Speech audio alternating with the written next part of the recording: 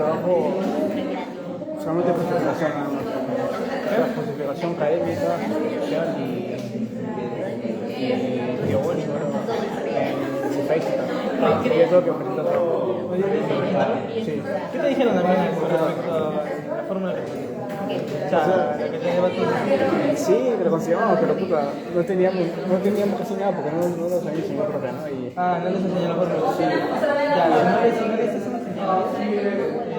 Usen como mínimo el 50% de la cantidad de población.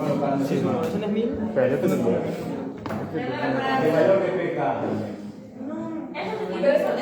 o agarren una cantidad de muestras y le dicen al profe esto porcentaje por marca de error. Porque tiene que haber un máximo de un 6%. ¿Qué forma tiene de no quedarse? Eso es justamente el problema.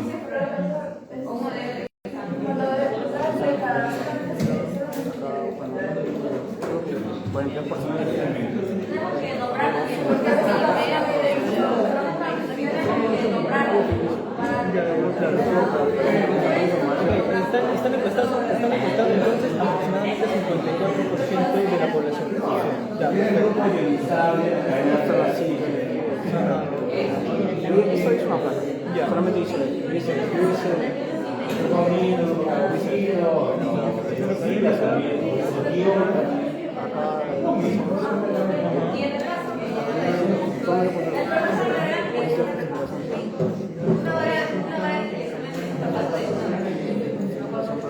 Tenemos un tema.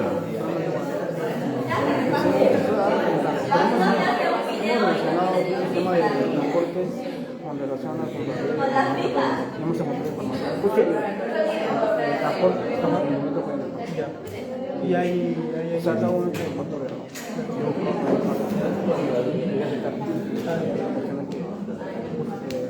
Bueno chicos, vamos a iniciar el día de hoy. Bueno, creo que hablamos ya la primera semana de clase, un poco acerca de enzimas. Podríamos tratar en profundidad, vamos a ver diferentes mecanismos, diferentes parámetros que van a ser utilizados para poder evaluar la velocidad con la cual una enzima realiza su actividad catalítica. ¿Qué vienen a ser las enzimas entonces? proteínas. Exactamente. La mayoría son proteínas. Ahí no saben de cantidad de proteínas. Sí. Entonces, debido a esa naturaleza proteica, ¿qué compuestos afectan a dicha molécula? Tiene una forma, ¿no? Exactamente. Tiene una estructura terciaria. Y en algunos casos también estructura cuaternaria. Justamente su cuestionario viene a ser acerca de regulaciones metabólicas. Ahí, entonces el cuerpo, todas las reacciones bioquímicas de nuestro cuerpo van a ser catalizadas por una enzima. Y entonces una forma de poder adaptarse a diferentes condiciones fisiológicas es activando o estimulando ciertas actividades enzimáticas. Entonces la forma que el cuerpo va a reaccionar ante esas situaciones. ¿Okay? Entonces, como mencionamos, son proteínas, van de la estructura terciaria. Entonces, cuando adquieren esa forma, van a entonces poder ser moléculas activas, catalíticamente hablando. ¿Y qué factores van a alterar su función entonces? La temperatura, la concentración de sustratos. Exactamente, porque dichos factores justamente van a alterar su forma tridimensional. Entonces, temperatura, pH, van a ser factores que van a ser importantes o condiciones necesarias para evaluar la eficiencia de cuánto enzima. Bueno, ya mencionamos eso. Vamos a ver eso en detalle. ¿Okay? Eso da para ver eso. Vamos a ver todos esos temas. Tengo muchas cosas que ver. Bueno, ya mencionaba entonces que las enzimas vienen a ser proteínas en la mayoría de casos, van a ser catalizadores biológicos va a permitir entonces que muchas reacciones que suceden en el cuerpo se den un tiempo que sea compatible con la vida. ¿Qué quiere decir esto? Muchas reacciones del cuerpo, si es que lo reproduce en un laboratorio, demorarían meses, días, inclusive años, con lo cual mediante el uso de una enzima podemos reducir ese tiempo, inclusive en fracciones de segundos, con lo cual hacemos reacciones que sean compatibles con la vida. Vamos a ver un ejemplo aquí. En este caso, vemos la conversión de peróxido de hidrógeno en agua, oxígeno. ¿Okay? Dicho proceso se da en torno de 8 a 20 días. ¿Okay? Entonces, naturalmente, va a descomponerse el peróxido de hidrógeno. Están llevando inmunología, ¿no? ¿Algunos están llevando inmunología? No aprendo nada. Aquí vas a aprender ahorita. Tenemos varios tipos celulares, ¿no? Tenemos justamente macrófagos. Tenemos justamente, bueno, voy a caer en ese punto. Tenemos entonces aquí la actividad, sí, la actividad normal, o sea, natural, se va a descomponer. Entonces requiere una determinada energía para que se dé este proceso, esta reacción química. Entonces vamos a considerar este caso como 1. Si utilizamos un catalizador metálico, como la platina, vemos que la energía de activación se reduce. Y esta velocidad va a ser aumentada 2 por 10 a la 4 veces. O sea, 20.000 veces. Entonces, algo que duraba 8 horas va a darse en cuestión de minutos, por así decirlo. ¿Okay? Entonces vemos ahí, en el caso de un catalizador mecánico o catalizador químico. Ahora veamos la catalasa, que viene a ser una enzima. Entonces, ven la diferencia en cuanto a la energía de activación, lo ha reducido drásticamente. Entonces, justamente a través de este mecanismo es que la enzima acelera una reacción, disminuyendo la energía de activación requerida. ¿Qué debe hacer la energía de activación? Cada reacción química requiere superar una barrera energética para que suceda. Entonces, a esa barrera se conoce como energía de activación. Cuando se llega a esta energía de activación, entonces puede iniciar en sí la reacción química. Es decir, el peróxido ser convertido en agua y oxígeno. Entonces aquí tenemos una enzima, un catalizador biológico, la catalasa. ¿Dónde encontramos catalasa? Exactamente, tipo de estafilococo aureus, que son catalasas positivas. Entonces justamente cuando un estafilococo ingresa a nuestro cuerpo, va a ser atacada por los macrófagos y los tipos celulares, ¿cierto?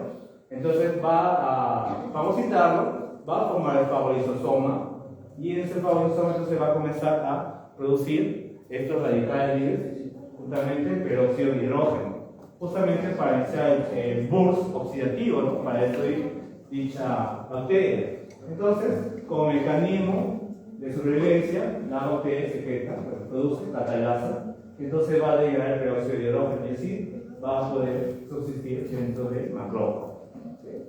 Entonces, vemos aquí que se reduce la activación y que la velocidad será una, ¿cuántos aquí? 100 millones, por así decirlo.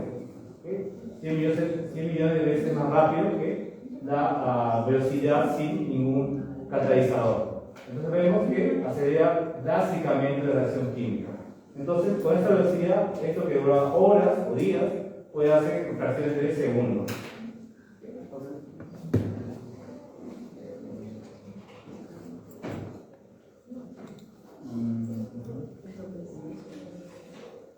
Vamos a ver que muchas enfermedades enfermedades genéticas van a ser causadas debido a alguna alteración en cuanto a la expresión de unas enzimas.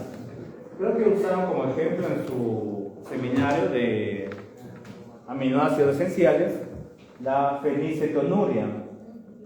¿Qué sucede a la fenilcetonuria?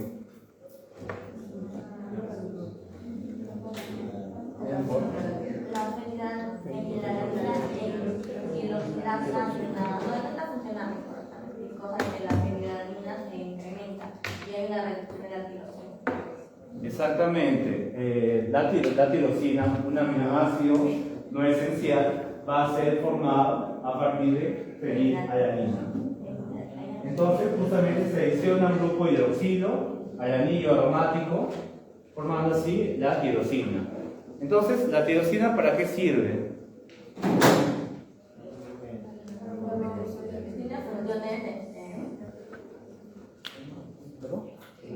En las hormonas. Ya, un neurotransmisor. Las hormonas también en la coloración de la piel.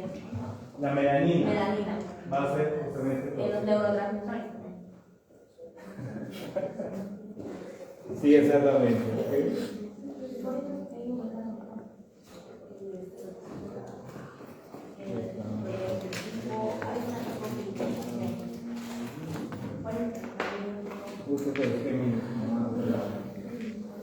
Tenemos entonces la fenilalanina, ¿cierto?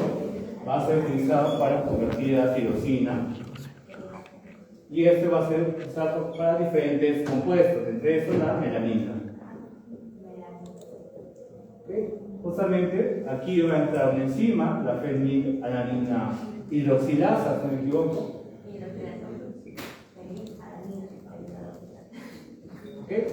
Entonces, en el caso de la fenilcetonuria, la persona no expresa este gen. ¿Okay? Entonces, no va a poder sintetizar su propia tirosina. Esto genera el acúmulo de la fenilalanina que a nivel neuronal va a ocasionar, si no me equivoco, ese fenilpirúvico, si no me equivoco. Fenilpirúvico, si no me equivoco, ese nombre de compuesto, que justamente va a ser tóxico a nivel neuronal, pues la persona va a presentar retraso mental. Además también, debido a que no hay esta enzima, no va a seguir esta secuencia de reacciones, ¿cierto? Con lo cual la persona también no va a poder sintetizar melanina, con lo cual va a ser un cuadro de albinismo. ¿Okay? Y las hormonas también. Ya, va a desafectar otras proteínas que requieran tirosina. ¿Okay? Entonces vemos ahí ese cuadro, es parte de esas enfermedades. Entonces, ¿cómo tratarían eso? Bueno, es una enfermedad genética, ¿no? Entonces, si había un remedio sería modificar el material genético, pero sin eso, ¿cómo trataría a esa persona? ¿Cómo lo tratarían? Hay un medicamento. ¿Le darías fenilhidroxilasa? Podría ser. ¿O tirosina? Aumenta la tirosina. En realidad el problema no es la tirosina, sino el exceso de fenilalanina. Ah, ok. Entonces sería fenilhidroxilasa. Podría ser. Es un poco interesante. ¿Qué más? En Cuba. ¿Hay algún precursor anterior a la fenilalanina? No, porque ese es justamente el ácido esencial. Entonces reducir. Exactamente. Es una forma de tratarlo de forma simple. Para entonces reducir la cantidad de aminoácidos en la dieta. ¿Okay? Inclusive, entonces, si en el caso de bebés, inclusive no pueden tomar leche materna, porque presenta el aminoácido. Entonces, se tiene que alimentar con fórmulas. Aminoácidos, sí, proteínas. Bueno, dentro de la leche va a haber todas las proteínas y aminoácidos libres. Que justamente va a tener la fenilalanina. Entonces, por eso no puede beber la leche materna, porque justamente generaría ese acúmulo de ese aminoácido y entonces sería toda esa patología. Entonces, una persona como solo este tipo de proteínas, en este caso, podría causar el exceso de fenilhalanina. Yo diría que tanto así no, porque el cuerpo tiene diferentes mecanismos para regular esto. Justamente va, por ejemplo, va a utilizar ese cuerpo carbonado para generar energía. O en caso de exceso, va a generar realmente, justamente cuando hay exceso, va a forzar el ciclo de la urea. Y entonces va a forzar el hígado, y esto también a su vez, debido a ese exceso, va a generar mayor cantidad de grasa corporal. Muy interesante.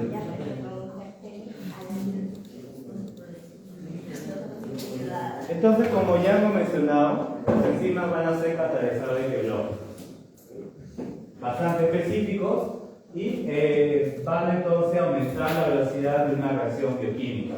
Y justamente como observamos en el ejemplo de la catalasa, 10 a la sexta, 10 a la doceava veces, una cantidad sumamente alta en comparación de aquellas reacciones no catalizadas. Vamos a ver aquí algo interesante. Voy a preguntar primero. Ustedes ya saben que tenemos un sustrato, ¿no? Tenemos un sustrato que tenemos una enzima que se va a unir a una reacción específica conocida como sitio activo, ¿cierto?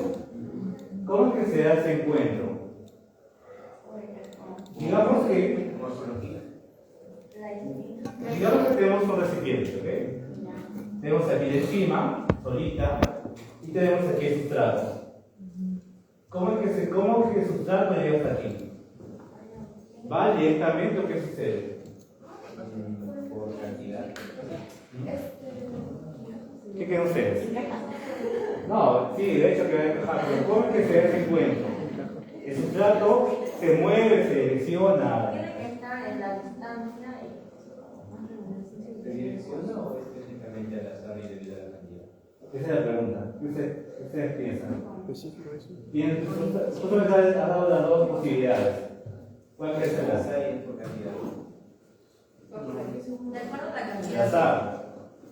No, de acuerdo a la ¿Qué cantidad. ustedes? ¿Es el azar o viaja directamente? Ve ahí el sitio activo y se lanza de una. No, de acuerdo a la cantidad también. Claro, va a ser específico, pero ¿cómo es que se hace encuentro antes? ¿Cómo es que llega el sustrato a la enzima? Este punto. No, es correcto, compañeros, es algo al azar. Entonces, el sustrato va a estar moviéndose alrededor de la superficie, así de forma aleatoria. Y en algún momento, justamente se encuentra con el sitio activo, y entonces va a iniciar la reacción. Pero aquí hay otro punto. Muchas veces, cuando se encuentra, no necesariamente va a iniciar la reacción. Puede ser que se encuentre y salga. Entonces ahí tenemos un factor que se llama afinidad. ¿Okay? Cuanto más afín el sustrato por encima, va entonces a darse un encuentro, inmediatamente va a iniciar la reacción para formar el producto. Pero aquellos que no presenten esa afinidad, pueden darse ese encuentro y simplemente se salen. ¿Okay? Entonces tienen esos dos escenarios. Cuanto más afín, entonces va a indicar que al darse ese encuentro va a formar inmediatamente el producto. Cuanto menos afín, quiere decir que si es que ese encuentro no necesariamente va a iniciar la reacción. Puede salir, regresar al medio y continuar su camino hasta que de nuevo se encuentre al sitio activo. Y también eso te garantiza que va a iniciar la reacción. Puede hacer 10 veces una única vez. ¿Okay? Entonces vemos que va a ser menos afín al sitio activo. Cuando se refiere a fin, es que encaja exactamente con el enzima. No, me refiero a que cuando se hace encuentro va a iniciar la reacción química. ¿Okay? Cuando es más afín, entonces se hace encuentro, inmediatamente va a formar el producto. Cuando es menos afín, puede ser que se encuentre y no inicie la reacción. Simplemente salga, regresa al medio, dé una vuelta y regrese. ¿Okay? Entonces de 10 veces puede ser que solamente una inicie una reacción. Una vez que está unido el sustrato con la enzima, ¿se perdura ahí o solamente espera que se haga la reacción y se va a ir todo? Justamente vamos a ver.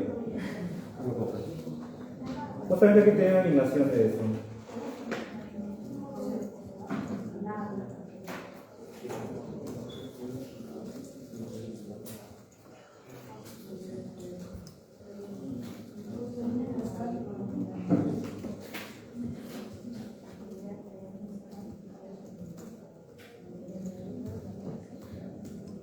Vamos a ver.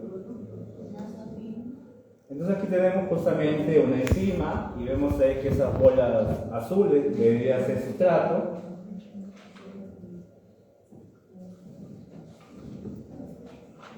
Okay, entonces vemos ahí que la molécula de sustrato está moviéndose de forma aleatoria y justamente cuando se da el encuentro inicia la reacción. Entonces, como les decía, es un evento aleatorio que entonces en algún momento va a ser un encuentro Y cuando se hace encuentro, va a iniciar entonces la reacción química o no. Va a depender de la afinidad que tiene el sustrato por su enzima.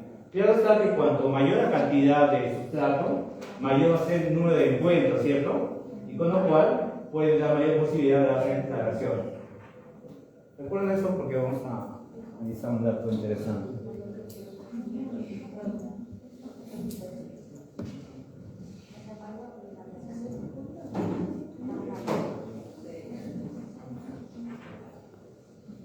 Una eficiencia que justamente las enzimas requieren pequeñas cantidades de ellas, son bastante eficientes y acelera la velocidad de reacción, disminuyendo la energía de activación. No se alteran ni se consumen en la reacción química. Justamente debido a esa naturaleza proteica, van a ser, creo que tiene una imagen aquí, van a presentar una estructura terciaria, en algunos casos, inclusive una estructura cuaternaria.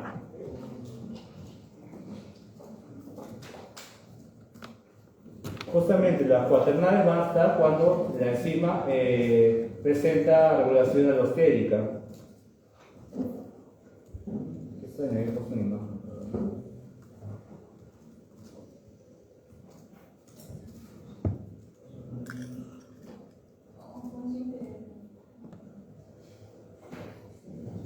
Sí, pero eso no me voy a ir más. Y dice que esto va a venir en el examen. Ya fue ya. Claro. Ya fue ya. Dica nomás, profe. Recuerdan la estructura primaria, ¿no? ¿Qué puede ser el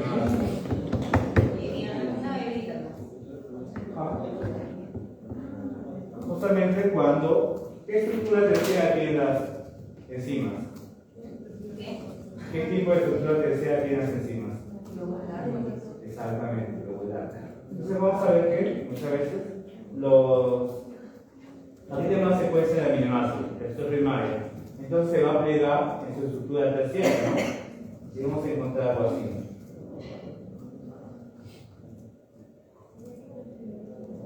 Justamente vamos a ver que aminoácidos que están distantes van a encontrarse en la estructura terciaria, van a formar justamente lo que viene a ser el sitio catalítico. Entonces, aquí podemos ver, vemos que si es que aquí van a haber enlaces que sustentan esta estructura, ¿cierto? Aquí y aquí. Debido a que la estructura terciaria participa en las cadenas laterales, las fuerzas que van a sustentar esa estructura van a ser diversas, ¿cierto? Interacciones biofóbicas, puente de hidrógeno, puente de sulfuro. Entonces, ¿cuál será? Aumento de temperatura, adición de solventes, se va perdiendo ese sustento, ¿no? Y estas aminoácidos que estaban próximos van a separarse. Se va a dejar. Entonces, así va disminuyendo su actividad catalítica. Entonces, ahí podemos ver claramente por qué disminuye dicha actividad cuando hay una variación de temperatura, pH, etc. En el caso también de las proteínas que presenten regulación alostérica, aquí se va a unir un inhibidor, un represor. Vamos a dibujarlo así. Entonces cambia esa posición y puede favorecerlo o puede alterarlo. Depende de qué tipo de molécula sea. Ese sería el mecanismo.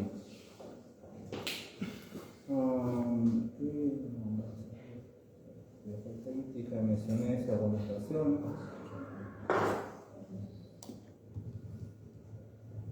Hay ciertas enzimas que ya con su composición van a ser catalíticamente activas y otras que no, que van a requerir de otras moléculas, otros grupos químicos para ser funcionalmente activas. ¿Recuerdan cómo se denomina esa? Coenzima. Cofactor. Exactamente. Y la parte inactiva de la enzima, ¿cómo se denomina? Exactamente. Entonces, vamos a tener aquí, esto sería la coenzima, ¿no?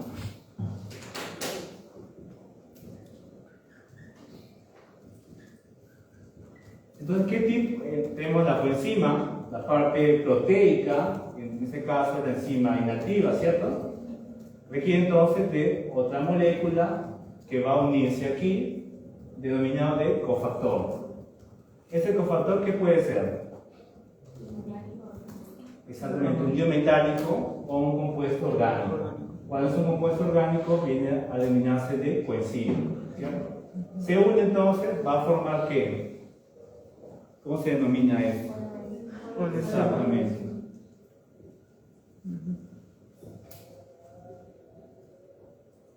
En ese caso, ¿qué tipo de proteína sería?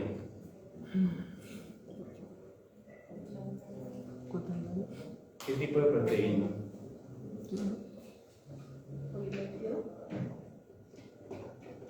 Bueno, este era polipéptido, pero eso no era como... Vimos diferentes clasificaciones. Entonces, ¿qué tipo de proteína sería?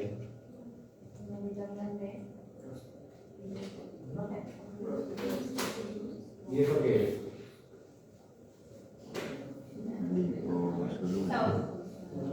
¿Cómo es la clasificación en este caso? Vimos proteínas simples y proteínas conjugadas, ¿cierto? ¿Cierto? ¿Cuándo es conjugada?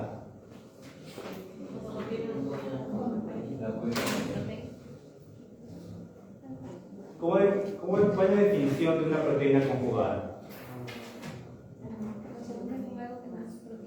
Exactamente. Va a ser aquella proteína que presenta otros componentes dentro de esa no proteína. En este caso, justamente el cofactor, generalmente es un metal u otro compuesto orgánico. Por eso sería una proteína conjugada. Cuando solo presenta proteínas, viene a ser una proteína simple, ¿cierto? Recuerden eso. Y cuando esa proteína conjugada se llama coenzima. Claro, en este caso recibe su nombre, para el término de la proteína activa. Pero así a nivel estructural sería una proteína conjugada. Y en este caso, debido a ese grupo no ser dentro de esa proteína, también recibe un nombre. ¿Cómo se denomina? Bueno, en este caso sería el grupo prostético. Claro, aquí estamos viendo diferentes formas de clasificar la proteína. En este caso, a nivel estructural, sería una proteína conjugada, porque además de presentar la parte proteica, viene a presentar otros compuestos. ¿Okay? En este caso, entonces, pues una proteína conjugada sería grupo prostético. ¿Recuerdan? A las glicoproteínas, lipoproteínas, metaproteínas, son proteínas conjugadas. ¿Todo claro, no? ¿O no? A ver, ahora que venimos examen. Les pregunto ahí qué tipo de proteínas son.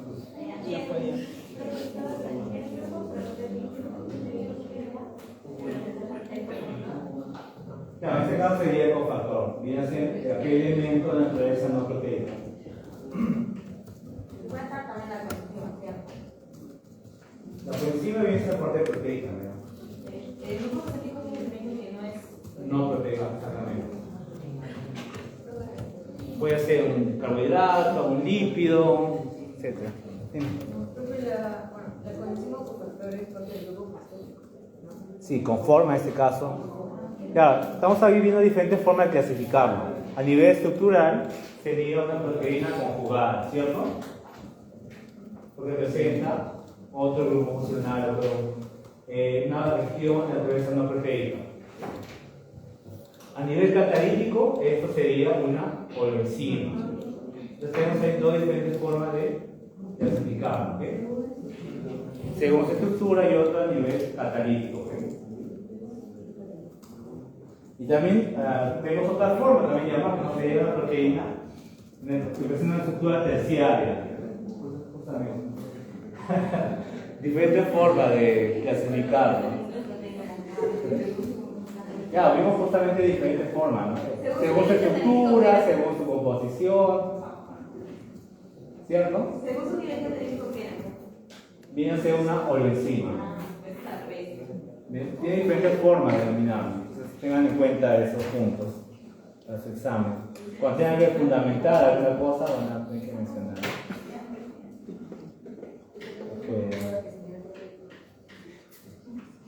Justamente aquí lo que ya mencionamos, ¿no? El cofactor puede ser un biometálico, un compuesto orgánico o un compuesto orgánico. En este caso va a ser unidad de coenzima y va a representar los grupos proteicos.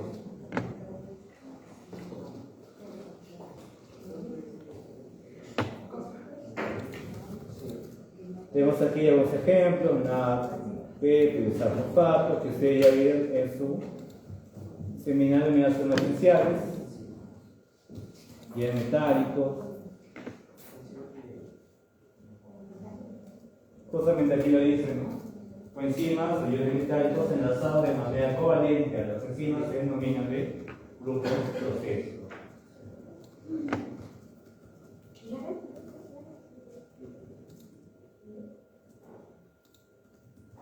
Enzima catalíticamente activa unida a su grupo prostético se denomina oligoenzima. Lo que ya hemos mencionado. La parte proteica de la enzima entonces va a recibir el nombre de apoenzima. Entonces tenemos diferentes formas de ver la estructura de la proteína, nombrarla así, clasificarla. Vamos a ir a aplicarlo aprendiendo. De eso puede venir el examen. Claro. No puede venir. 5 puntos nomás encima. Señala. 5 puntos, ¿qué es? Por encima o el encima, listo. ¿A qué más? ¿A qué más? Entonces, ¿cómo diferencia una por encima? Perfecto, ¿no? ¿Qué necesita para ser activo? Cofactor. Cofactor, ¿ok? La porción de proteica. Activador. ¿Y qué va a formar con eso? Una oleoenzima.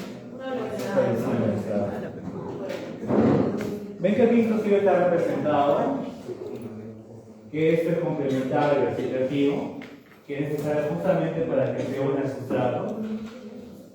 Interesante.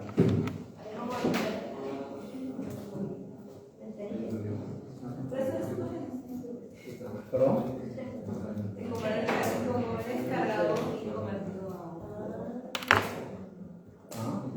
Sí, compartido el archivo.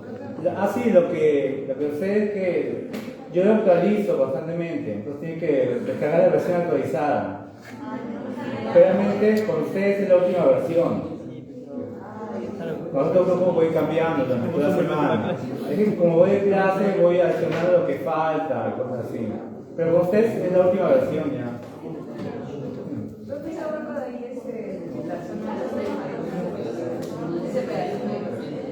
Claro, en este caso podría ser.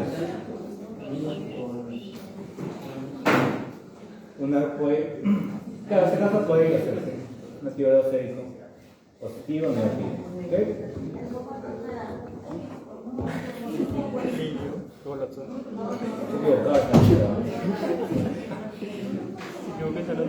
Acá chicos, las reacciones químicas se dan a cierta velocidad. Profe,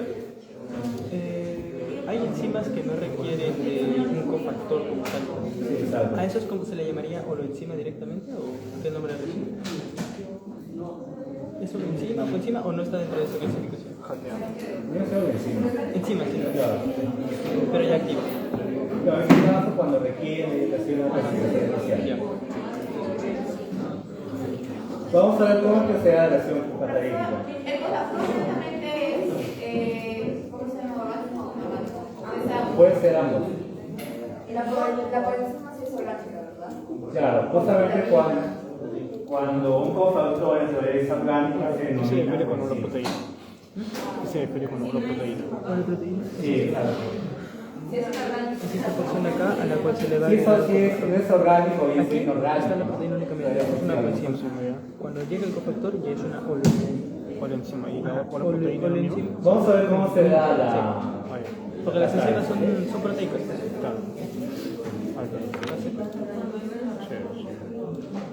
Veamos aquí. Así que vamos a ver el ciclo activo. Tenemos aquí entonces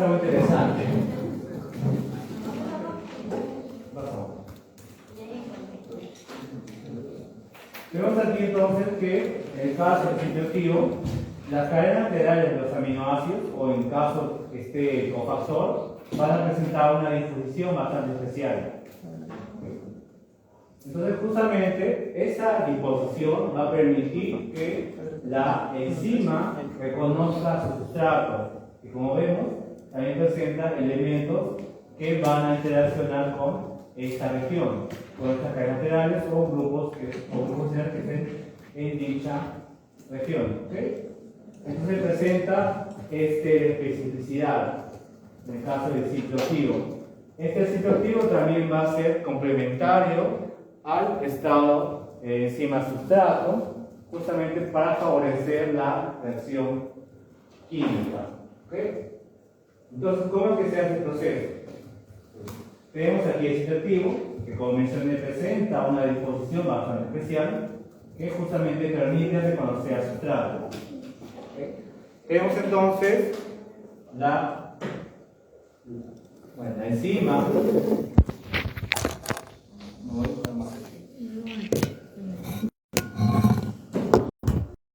Esta enzima entonces va a unirse a un sustrato. ¿Okay? Va a unirse a un sustrato, va a formar un estado conocido como complejo enzima-sustrato, que viene a ser una molécula altamente inestable, es bastante corta ese estado. Justamente aquí es donde va a dar inicio a la reacción química como tal. ¿Okay? Cuando está formado ese complejo enzima-sustrato, entonces la siguiente etapa va a ser formación del producto. ¿Okay? Entonces tenemos aquí el producto, complejo enzima-producto. En este caso, debido a que esta molécula ya no es el sustrato, pierde afinidad por la enzima, con lo cual la enzima, el producto se libera y la enzima puede iniciar una nueva catálisis. Entonces se da ese ciclo efectivamente. ¿Okay? Entonces justamente la enzima no se desgasta durante el proceso catalítico, sino que va a ser recuperado y va a continuar este ciclo. Va a entrar un nuevo sustrato, va a formar el complejo enzima-sustrato, va a iniciar la reacción química formando el producto. Debido a que esta molécula ya es el sustrato, va entonces a perder afinidad y va a liberarse. Se libera el producto, entonces la enzima regresa para catalizar una nueva reacción. ¿Quedó claro o no? Esta parte simple. Aquí hay un punto interesante. Entonces, aquí va a darse una unión, una forma de enlaces no covalentes, ¿cierto? Porque si fuera covalente sería esto un inhibidor. ¿Por qué? Ocuparía el sitio activo y no dejaría otra molécula ser catalizada, ¿cierto? Entonces, dicha interacción va a ser pasajera. Aquí entonces hay dos puntos que debe cumplir para que sea para que sea de forma eficientemente catalítica. Debe ser esa unión lo suficientemente fuerte como para mantener al sustrato unido, permitiendo así que se produzca la catálisis. ¿Okay? Debe ser suficientemente fuerte para retener al sustrato. Y también debe ser lo suficientemente débil como para poder liberar el producto generado. Entonces, dicha conformación debe estar entre estos dos puntos.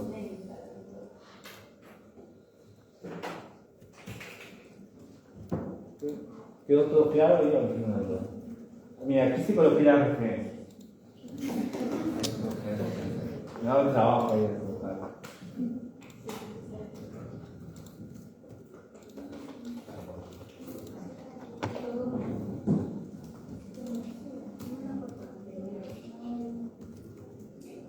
Bueno, justamente lo que mencionaba, ¿no? La enzima va a unirse al sustrato a través de una región conocida como sitio activo, formando así el complejo enzima-sustrato, que es un estado altamente energético, inestable y también pasajero. Por esta duración, que va a dar inicio a la formación del producto. Justamente, este sitio activo va a permitir generar un ambiente que va a mejorar las condiciones para que dicha reacción se dé de forma más eficiente y a su vez de forma más rápida.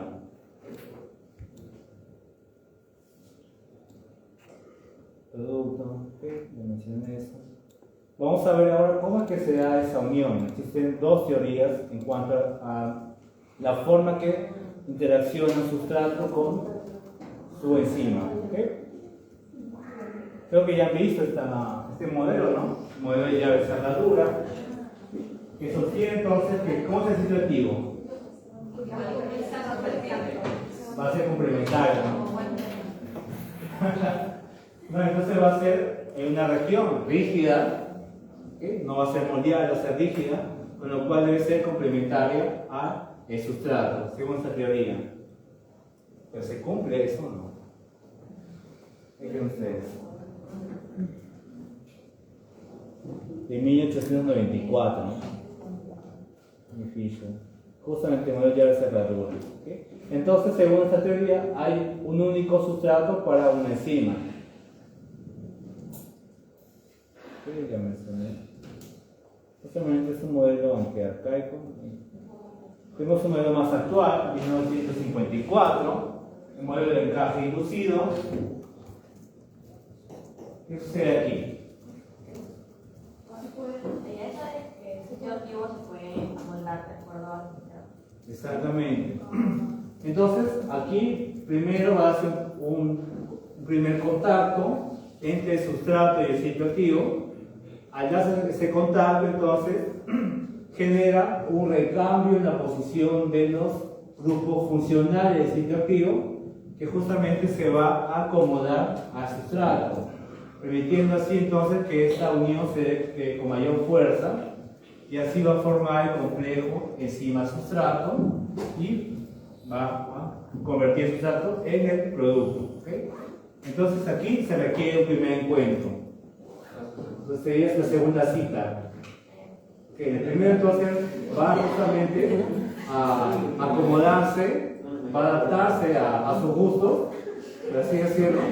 ¿Okay? Justamente, o sea, para que sea complementario, para que tenga mayor afinidad y formen los enlaces.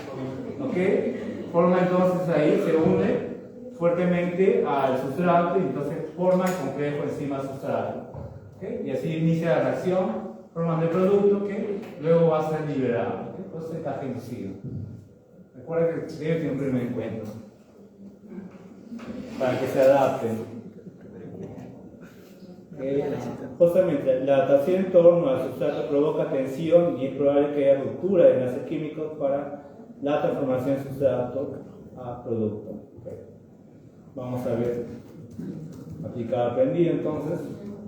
¿Ves ahí? En este caso, ¿qué modelo sería?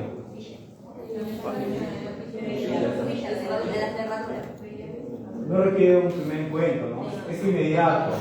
La afinidad es inmediata. Y en el caso del modelo 2,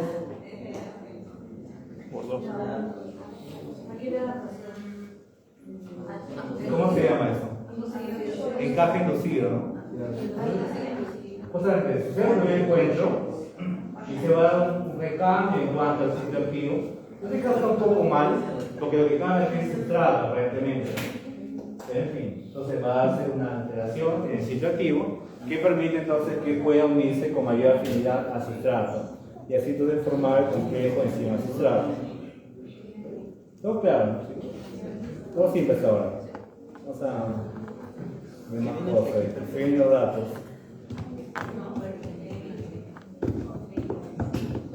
Sin importar el mecanismo de actividad catalítica, la forma en que la enzima distorsiona el sustrato reduce la energía de activación, necesaria justamente para acelerar la transformación del sustrato en producto. Justamente lo que te mencionaba. Cada reacción química va a requerir una cierta cantidad de energía para que pueda suceder. Entonces, las enzimas reducen dicha energía requerida, con lo cual va a aumentar la velocidad de dicha reacción. Vamos a la nomenclatura de las enzimas. ¿Cómo nombrarlas?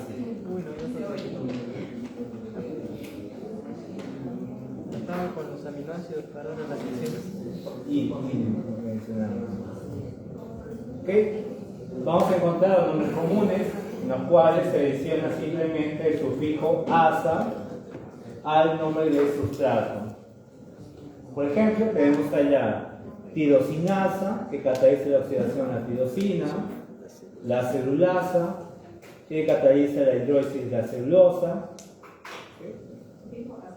Son nombres bastante antiguos. Es una forma práctica de poder conocer. Existe otra forma, otra nomenclatura para definir a las enzimas. En una comisión enzimática tenemos esta numeración para cada enzima. Entonces vemos que presenta primero el término EC seguido de una serie de números.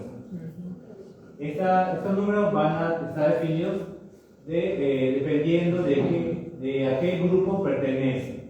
El primero entonces hace referencia a la clase de enzima, el dígito 2 a la subclase, el tercer dígito a la subclase y el cuarto al número ordinal.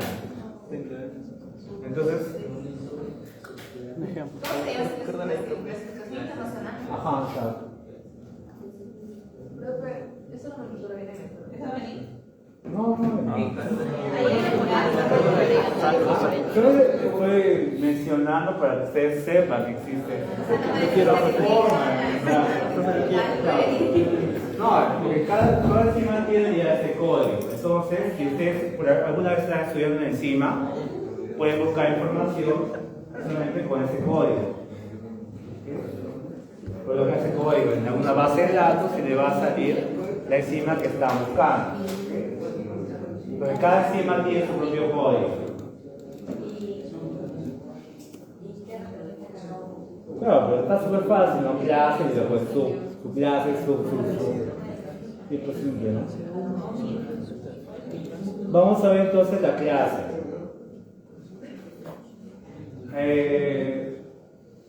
Las reacciones de nuestro cuerpo van a poder clasificarse en 6 tipos de reacciones. Reacciones de oxidorreducción, transferasas, hidrolasas, diasas, isomerasas y ligasas. Aquí vemos los números. Entonces el primer número justamente va a ser alguno de estos 6. Y eso es lo que sí tienen que saber. La clase. Claro, las clases. ¿Y tú qué dices? Claro, ¿cómo son? ¿Cómo reconocen cada una de las reacciones? Todo este tablito. Exacto. Porque si les menciona una enzima X, les colocan la actividad, la reacción que está catalizando, van a tener que reconocer qué tipo de actividad enzima está realizando. Exactamente. Un ejemplo, estoy volando. Calma, sí, calma. ¿Qué que son? He colocado y dije, Aquí, esperado. Tengo 3 horas, calma, calma. No, quedan dos. Bueno, aquí hay que colocar el ejemplo, el alcohol de hidrogenasa ya tiene su número. S1, y aquí nos tenemos toda la clasificación. La C1 es una oxidorreductasa, su clase actúa sobre el sustrato que posee grupo hidroxilo, no de electrones, su clase nada, y clasificación. Vamos a ver ahora las clases. Deshidrogenasas. Catalizan reacciones de transferencia de grupos de hidrógeno. A través de transferencia de hidrógeno va a generar justamente esa reacción de oxidación. ¿Sí? Entonces van a haber muchas enzimas, deshidrogenasa, hidroxidrogenasa, etc. Entonces son reacciones a ese grupo. ¿Ok? Vemos aquí el transferencia, ¿no? Transfiere un hidrógeno al faro. Es la forma por la cual las células van a tener preferencia por reacciones de oxidorreducción, mediante transferencia de hidrógeno. Vemos aquí, ¿no? Claramente, que está representado en azul. Va a ser transferido al caso. Sí, es una clase de la No sale. No sé. Oxidorreducciones. Oxidorreducción. Ya ves. subclase de la clase oxidorreducción. No, las enzimas de oxidogenasa van a catalizar ese tipo de reacción de oxidorreducción. Claro. En este caso, no. Lo que quería aquí mostrar para que ustedes respondan cuál será una reacción de oxidorreducción. Entonces, me preguntan eso, no pongo que me pongo a No. En este caso tienen que verificar qué tipo de reacción es. Exacto, es nada más. Pero hay un grupo de enzimas llamadas oxidogenasas que realizan dicha reacción. ¿Okay? Es un ejemplo, el nombre. Pero solamente el tipo nomás. Claro, vamos a poner la clase. La clase. Me perdí. No es nada, estaba bien. ¿Ven esta clase? Oxidorreductasa, sí. Tenemos 6 clases de enzimas, ¿cierto?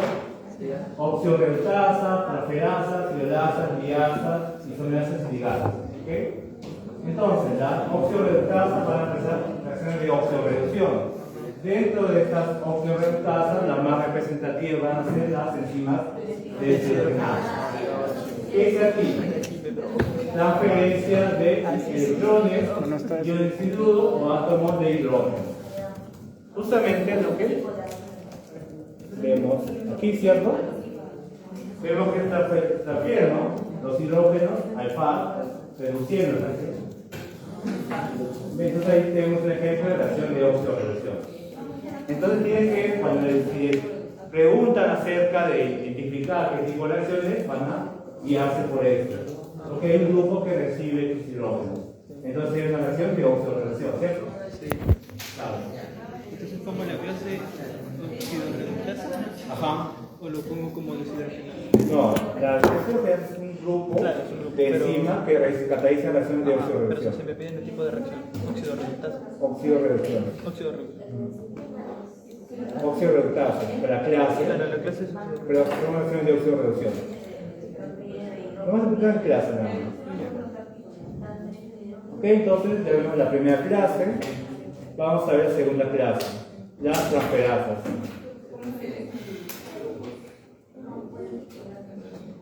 Este es más fácil todavía.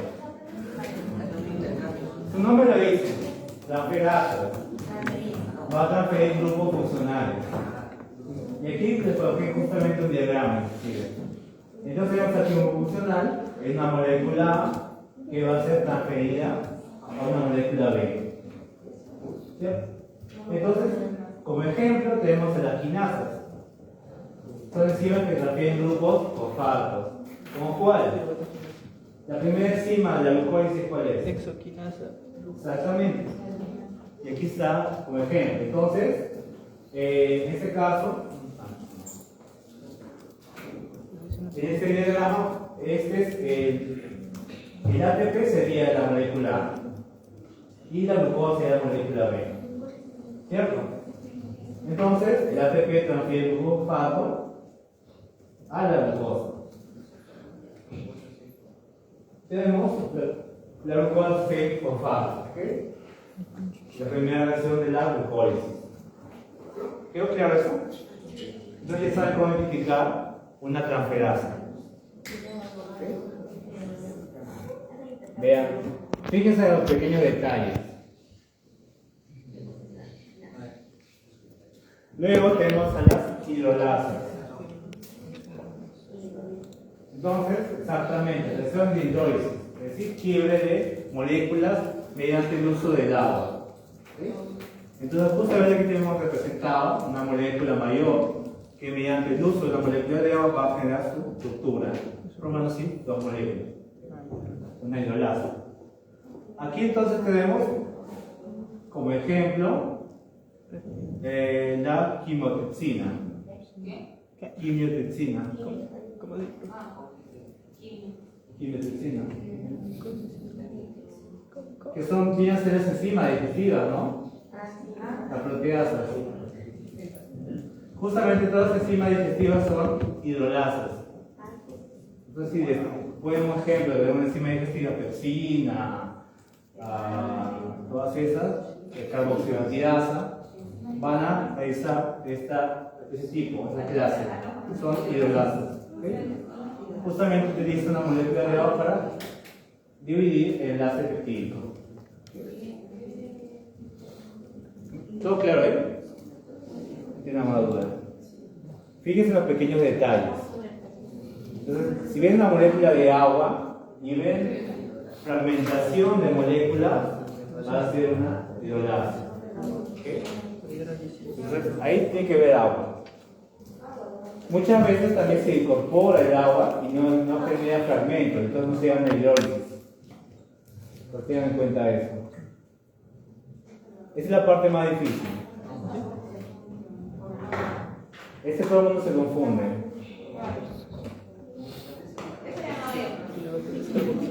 Las liasas, ¿qué es lo que más colocan de problema? ¿Por qué sí, pero? Porque es más difícil de conocer. ¿Por qué? ¿Por qué no son? Las liasas rompen enlaces entre carbono y otros átomos. Pero ya vimos justamente la fermentación, ¿no? La hidrólisis. En este caso no participa ni una molécula de agua, ni tampoco hay un cambio en cuanto al estado de oxidación. Entonces sería una liasa. En este caso, el piruvato de carboxilasa va a liberar toda esta molécula, va a generar quiebre de este enlace. ¿No pueden verlo? Entre un carbono y otro tipo de átomo. Carbono. Sí, pero en este caso es fragmentación de moléculas, pero no participa el agua, ¿no? Si aquí hubiera una molécula de agua, sería que exactamente. Si hubiera transferencia de hidrógenos, Sí. ese debe ser el día. Por ello que es más difícil de poder reducir. ¿Okay? Pero aquí está generando un quiebre de un enlace, pero no hay participación de molécula de agua. Tampoco no hay transferencia de hidrógenos, con lo cual es una oxidorreductasa. Entonces, esa sería una liasa. ¿Okay? Está fragmentando el enlace, liberando dióxido de carbono. Un poco confuso. Lo que pueden hacer es por descarte. Analicen a 5, si no son a 5 ya son una liasa. La forma más fácil. Porque ven que es bastante indicado por el aproximamiento de los átomos. Ahora tenemos otra. ¿Hay más? La isomerasa.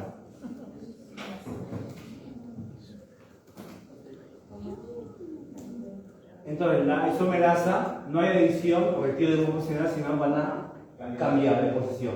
¿Saben? Ejemplo clásico, ¿no? Glucosa 6, fosfato isomerasa, transfiere el grupo carbonino de posición. Ese caso está confuso porque está en forma cíclica. Pero si estuviera, sería algo así.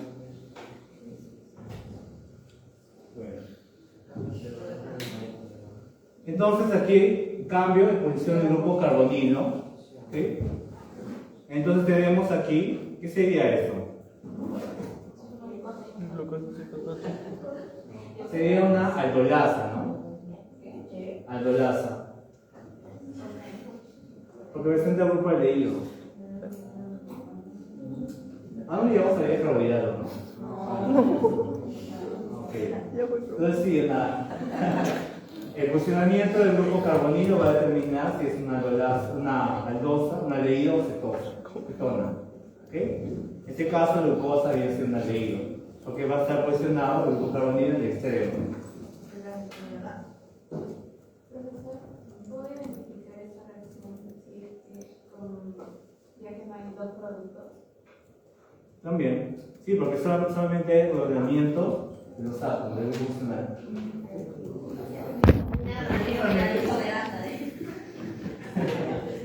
Ya ves.